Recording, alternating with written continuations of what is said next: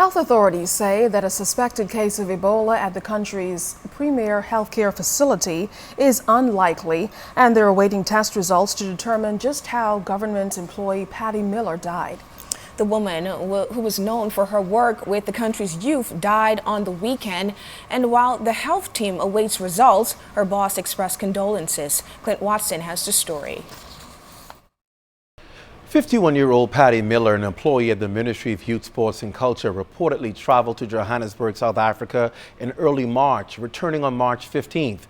While the timeline is still unclear, ZNS News understands that the woman returned to work and after showing signs of illness went on sick leave. Doctors at PMH told ZNS News that Miller went to a local clinic and after being seen was referred to the Princess Margaret Hospital Accident and Emergency Section, where she waited before being seen.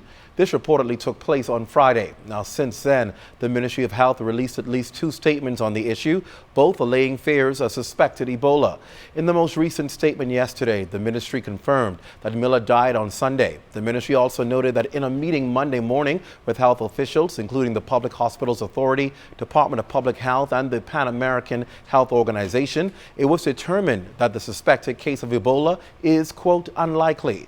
It was also confirmed Monday that conclusive testing is being facilitated for a number of infectious diseases, including Ebola, through the Center for Disease Control in the United States of America.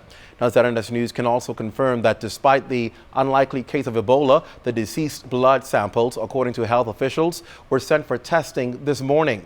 Based on the health protocol, an authorized courier must transport the samples to the authorities in the U.S. for testing. But because of the long holiday weekend, no courier service was operating. Health officials initially ruled out Ebola based on expert analysis, and that the World Health Organization indicated that South Africa to date has had no reported cases of Ebola.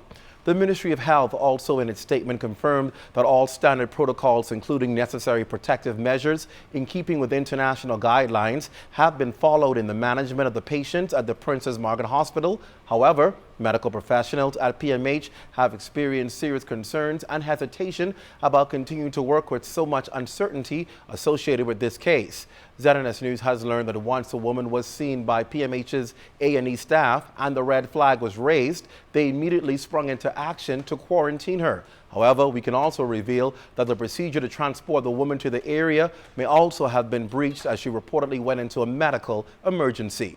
Now, concerns also surfacing about the proper sanitization of the areas impacted. Officials were contacted for comment. However, they opted not to respond, citing potential legal concerns and confidentiality issues. Minister of Youth, Sports and Culture, the Honorable Dr. Daniel Johnson, who expressed sincere condolences, says they're addressing all concerns at the office where she worked. Well, there are international protocols. We're following the international best practices. I spoke with the Minister of Health on the weekend and again today. There are no clinical evidence that she had that particular problem. It seems to be another scenario that can be caused by many other things. And of course, we're following all the appropriate practices. I'm here today, so I'm going to speak with my staff today.